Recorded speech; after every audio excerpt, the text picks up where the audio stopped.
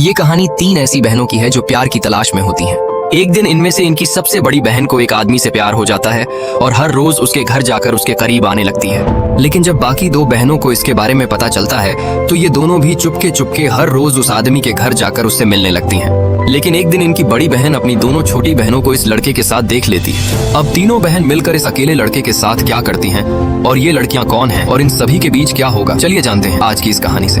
कहानी की शुरुआत वैवई नाम की एक बेहद खूबसूरत लड़की से होती है जो एक जंगल के रास्ते से अकेली जा रही होती है। कुछ वक्त के बाद ये लड़की एक होटल पर चाय पीने पहुंच जाती है। यहाँ पर पहले से ही 2 बदमाश लड़के बैठे होते हैं। जैसे ही लड़के इस अकेली लड़की को देखते हैं तो इनका इरादा बदल जाता है। दोनों लड़के इसके पास आते हैं और इसके साथ फ्लर्ट करने लगते हैं, जबकि लड़की इन्हें ऐसा करने से मना करती है। मगर ये लड़के फिर भी नहीं मानते, जिस पर लड़की को गुस्सा आ जाता है और दोनों लड़कों को मारती है। तभी यहाँ पर होटल का मालिक आकर इस झगड़े को रुकवा देता है, लेकिन दोनों लड़के भाग जाते हैं। दोनों लड़के भागते हुए अपने बॉस के पास पहुँचते हैं और कहते हैं कि हमें काफी ज्यादा मारा है। इनका बॉस गुस्से से बोला, तुम्हें कितने लोगों ने मारा?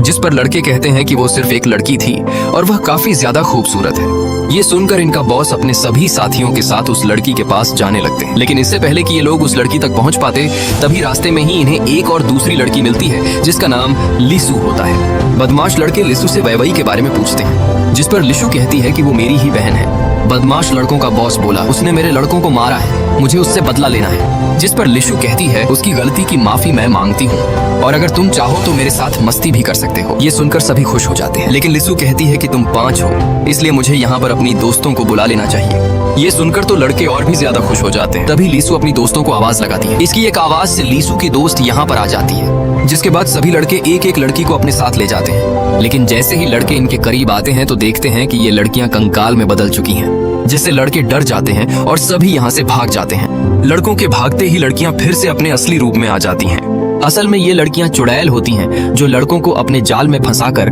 उनके साथ मस्ती करती हैं। इसके बाद इन दोनों की सबसे बड़ी बहन पास में मौजूद कामदेव के मंदिर जाती है, लेकिन तभी मंदिर में एक बूढ़ा आदमी इसका रास्ता रोक लेता है और इससे इसका नाम पूछता है। लेकिन लड़की से कहती है कि मैं किसी भी अनजान आदमी को अपना नाम नहीं बताती और यहाँ से चली जाती है।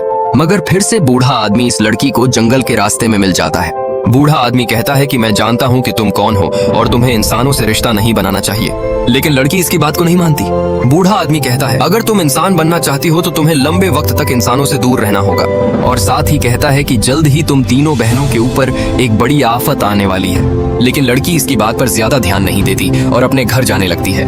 घर आकर बड़ी बहन अपनी छोटी बहनों को उस बूढ़े आदमी के बारे में बताती है। मगर इसी दौरान यहाँ पर इनकी पड़ोस में रहने वाली सियोन नाम की एक लड़की आती है। सियोन इनकी तरह खूबसूरत नहीं है, इसलिए इन तीनों बहनों से काफी जलस होती है। इसे लगता है कि ये लड़कियां अपनी खूबसूरत अदाओं से मेरे पति को अपने प्यार के जाल में फंसा लेगी, लेकिन ऐसा कुछ भी नहीं था। सियोन घर जाकर अपने पति को डांटती है कि इन लड़कियों से दूर रहा करो। एक तरफ तीनों बहन एक साथ बैठकर पूजा करने लगती हैं, लेकिन इनका ध्यान पूजा में नहीं होता, बल्कि इनके दिमाग में तो लड़कों के ख्याल आने लगते हैं, जिससे इनकी पूजा व्यर्थ हो जाती है। वक्त के साथ अब रात हो चुकी है और सभी सो जाते हैं, लेकिन तभी जो इनमें सबसे छोटी बहन होती है उसकी आंखें अचानक से खुल जाती हैं और इसे अपने आसपास से पानी की आवाज आती है, मानो जैसे कोई पानी में नहा रहा हो। आवाज को सुनते हुए लड़की बाहर आती है और देखती है कि मेरी बहन पास में मौजूद पानी से भरे एक छोटे झरने में नहा रही है। ये देखकर इसका मन भी अपनी बहन के साथ नहाने का करने लगता है और अब दोनों बहन इस पानी में नहाने लगती हैं और दोनों एक दूसरे के करीब आने लगती हैं। तभी घर के अंदर इनकी बड़ी बहन की भी आंख खुल जाती है और जब इसे अपने पास दोनों बहनें दिखाई नहीं पड़ी तो बाहर देखने का फैसला करती है। और अब जैसे ही बाहर आती है तो अपनी दोनों बहनों को नहाते हुए देखती है। ये देखकर इसके मन में भी हलचल होने लगती है, लेकिन फिर भी अपने आप को किसी तरह से रोक लेती है। इसके बाद हम अगले दिन का सीन देखते हैं, जहाँ पर सबसे बड़ी बहन जंगल में कुछ वक्त टहलने जाती है, लेकिन तभी इसकी नजर एक आदमी पर पड़ती है जो किसी से भागते हुए मेरी ही तरफ आ रहा है। असल में इस आदमी के पीछे कुछ गुंडे पड़े हुए थे जो इसके साथ लूटपाट करना चाहते थे। ये देख लड़की इस आदमी के पास जाती है और अपनी शक्तियों से गुंडों को मारकर यहाँ से भगा देती है। इसके बाद इस आदमी के पास आती है। इस आदमी का नाम जॉन होता है। जॉन एक खूबसूरत आदमी है जिससे लड़की इसकी तरफ अट्रैक्ट होने लगती है। जॉन कहता है कि उन बदमाशों ने मेरे सारे पैसे मुझसे ले लिए और साथ ही मुझे काफी मारा है। तभी लड़की कहती है कि अब तुम फिक्र मत करो, अब तुम ठीक हो। लड़की इसे अपने साथ ले जाने लगती है। कुछ वक्त के बाद जॉन इसे अपने घर ले आता है। वैवई ने देखा कि उसका घर पूरी तरह से बिखरा हुआ है। जॉन कहता है कि मैं फ्रेश होकर आता हूँ, तब तक तुम यहीं रहना। जैसे ही जॉन अंदर जाता है तो तभी वैवई अपने जादू से सभी सामानों को उनकी जगह पर रख देती है। थोड़ी देर बाद जब जॉन बाहर आता है तो अपने घर के सामान को देखकर हैरान हो जाता है और वैवई से कहता है कि ये सब किसने ठीक किया है? वही कहती है, इसे मैंने अपने हाथों से किया है। जॉन को समझ नहीं आता कि इस लड़की ने ये सब इतनी जल्दी कैसे कर दिया। वही कहती है, मैं अब हर रोज तुम्हारे घर आया करूंगी और तुम्हारे लिए खाना बनाया करूंगी। लेकिन जॉन कहता है कि मैं तुम्हें पैसे नहीं दे सकता क्योंकि मेरे पास इतने पैसे नहीं हैं कि मैं तुम्हें काम पर रख सकूं। वही कहती है कि मुझे पैसे नहीं चाहिए, मुझे बस आपका काम करना है। जॉन हैरान है कि लड़की बिना पैसे के भी काम करने के लिए तैयार कैसे है, लेकिन जॉन इस बात को नहीं जानता है कि लड़की का इरादा तो कुछ और ही है। थोड़ी देर बाद वही वापस अपने घर आती है। दोनों बहन इसे बाहर से आते हुए देखकर इससे पूछती हैं कि आखिर तुम कहाँ गई थी, लेकिन इनकी बड़ी बहन इन्हें कुछ नहीं बताती और चुपचाप घर के अंदर चली जाती है। इसके अगले दिन वही अच्छे से तैयार होती है,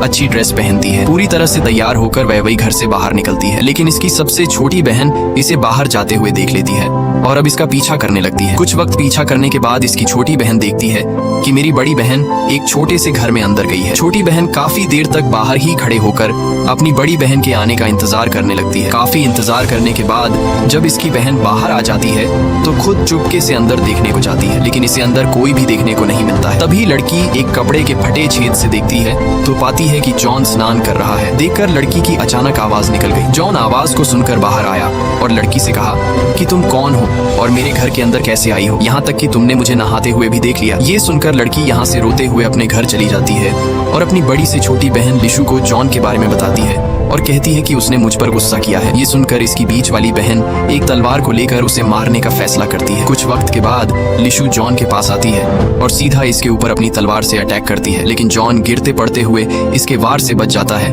और भागते हुए बाहर की तरफ निकल जाता है। लेकिन लिशु भी इसे मारने के लिए इसके पीछे पीछे आती है। तभी जॉन इसके ऊपर अपने बचाव में पानी फेंकता है जिससे लिशु के पतले कपड़े भीग जाते हैं। ये देखकर जॉन के इरादे बदल गए और इसके करीब आने की कोशिश करने लगा। लिशु इसे अपने आप से दूर करने की काफी कोशिश करती है, लेकिन जॉन को करीब आते देख लिशु भी अपने आप पर कंट्रोल नहीं कर पाई और अब दोनों एक दूसरे के करीब आ जाते हैं। कुछ वक्त मस्ती करने के बाद लिशु वापस अपने घर जाती है तो तभी इसके सबसे छोटी बहन पूछती है कि तुमने उसके साथ क्या किया। लिशु कहती है, आज के बाद वो तुम्हें परेशान नहीं करेगा। मैंने उसे जान से तो नहीं मारा, लेकिन इतना मारा है कि वो बेहोश हो गया है। ये सुनकर इसे बिल्कुल भी अच्छा नहीं लगता। उसे लगता है कि उसकी ऐसी हालत मेरी वजह से हुई है, इसलिए खुद उसके पास जाकर उसे देखने का फैसला करती है। कुछ वक्त बीत जाने के बाद सबसे छोटी बहन वही जॉन के पास आ जाती है। जॉन लेटा हुआ होता है और इसके पीठ पर जख्म के काफी सारे निशान होते हैं, लेकिन ये जख्म लड़ाई के नहीं थे बल्कि लिशु के प्यार के थे। जॉन खड़ा होता है, तभी वही इससे माफी मांगती है और कहती है कि ये सब मेरी वजह से हुआ है। लेकिन जॉन अब बिना सोचे समझे इसके करीब आने लगता है। पहले तो लिशु इससे अपने पास आने से मना करती है, लेकिन जॉन नहीं मानता, जिससे धीरे धीरे वही भी अपने आप पर कंट्रोल नहीं कर पाती और दोनों एक साथ मस्ती करते हैं। कुछ वक्त बीत जाने के बाद वही यहाँ से चली जाती है और उसके तुरंत बाद इनकी सबसे बड़ी बहन वही आती है और यहाँ आकर कपड़ों को सही करने लगती है। लेकिन तभी इसे कपड़ों में से एक हेयर पिन मिलता है। वही इस हेयर पिन के बारे में जॉन से पूछती है कि ये किसका है। जॉन कहता है कि ये मेरा है, असल में मैं इसे तुम्हारे लिए लेकर आया था। लेकिन वही को पता होता है कि ये मेरी सबसे छोटी बहन का है और अब इसे सब कुछ पता चल जाता है कि इसने मेरी छोटी बहन के साथ क्या किया है। जॉन कहता है कि मुझे माफ कर दो, आज के बाद मैं ऐसा कभी नहीं करूंगा। जिस पर वही कहती है कि मैं तुम्हें एक शर्त पर माफ कर सकती हूँ। जॉन बोला, कैसी शर्त? बताओ मुझे क्या करना है। वही बोली, तुम्हें वो सब करना होगा जो तुमने मेरी छोटी बहन के साथ किया था और अगर तुमने ऐसा नहीं किया तो मैं तुम्हें जान से मार दूंगी। अब जॉन के पास दूसरा कोई रास्ता भी नहीं है और वैसे भी जॉन तो खुद यही चाहता है। कुछ वक्त के बाद हम तीनों बहनों को एक साथ खाना खाते हुए देखते हैं, लेकिन कोई भी किसी से कुछ नहीं बोल रहा था। सब अपने राज छुपाए बैठे होते हैं। लेकिन तभी एक बहन दोनों बहनों को जॉन के बारे में बताती है। ये सुनकर दोनों हैरान हो जाती है। इसके बाद ये दोनों भी बताती हैं कि हम भी जॉन के साथ रह चुके हैं। अब तीनों के राज्य एक दूसरे के सामने खुल चुके होते हैं। ये सभी आपस में बातें कर ही रहे थे कि तभी यहाँ पर जॉन आ जाता है। जॉन को देखते ही तीनों बहन खुश हो जाती हैं और भागते हुए जॉन के पास जाकर इसके गले लग जाती हैं। इसके बाद चारों एक साथ बाहर घूमते फिरते हैं। अब एक दिन ये सभी एक पानी में स्नान कर रहे थे, लेकिन तभी सियोन का पति जोंग इन्हें देख लेता है और भागते हुए अपनी पत्नी को बताता है। ये सुनकर अगले ही दिन सियोन तीनों बहनों के पास जाती है और इनसे जॉन के बारे में पूछती है, लेकिन तीनों बहनें कहती हैं कि वो हमारा मेहमान है और वह कुछ दिन बीत जाने के बाद यहाँ से चला जाएगा। लेकिन सियोन कहती है कि मैं तुम्हें अच्छे से जानती हूँ, वो तुम्हारा मेहमान नहीं हो सकता और मैं अब इसके बारे में बाहर सभी लोगों को बता दूंगी। खैर, इसके बाद हम अगले दिन का सीन देखते हैं, जहाँ पर तीनों बहन जॉन से कहती हैं कि अब तुम्हें यहाँ से दूर चला जाना चाहिए क्योंकि पड़ोस में एक औरत के हमारे बारे में पता चल गया है। लेकिन जॉन कहता है कि मैं चला जाऊंगा, लेकिन मैं आखिरी बार तुम्हारे साथ बैठकर कुछ खाना चाहता हूँ। जिस पर तीनों बहनें तैयार हो जाती हैं और अब चारों एक साथ बैठकर खाना खाने लगते हैं। खाना ये चारों खा रहे थे और इनकी गुठलियां सियोन के मुंह से निकल रही थीं, जिससे हमें यहाँ पर इस बात का पता चलता है कि जॉन भी इन्हीं की तरह काफी सारी जादुई शक्तियों का मालिक है। यहाँ तक कि ये तीनों बहन भी मिलकर इसका कुछ नहीं कर सकती।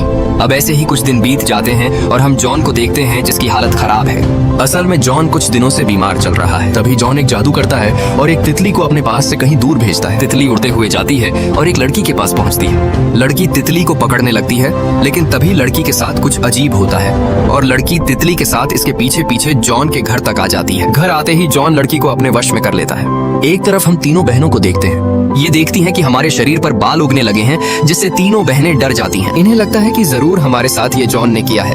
उसने हमारे खाने में शायद कुछ ऐसा वैसा मिलाया है। इसलिए तीनों बहनें जॉन के पास जाती हैं, लेकिन जॉन उन्हें घर के अंदर नहीं देखता। तभी तीनों बहन एक पर्दे से देखती हैं और पाती हैं कि जॉन कोई साधारण इंसान नहीं है। ये तो काफी खतरनाक राक्षस है। जॉन के एक नहीं बल्कि तीन मुंह हैं। ये देखकर तीनों बहनें डर जाती हैं। तभी भागते हुए एक बहन इस बूढ़े आदमी के पास जाती है और कहती है कि तुमने सही कहा था कि हमारे ऊपर एक बड़ी आफत आने वाली है। वो आफत अब आ चुकी है। बूढ़ा आदमी कहता है, मुझे सब पता है, मैं इसके बारे में पहले से ही जानता था, लेकिन मैं उसे नहीं हरा सकता। वो काफी ताकतवर है। और हाँ, मैंने तुमसे कहा था कि तुम इंसानों से दूर रहना, लेकिन तुमने मेरी बात को नहीं माना।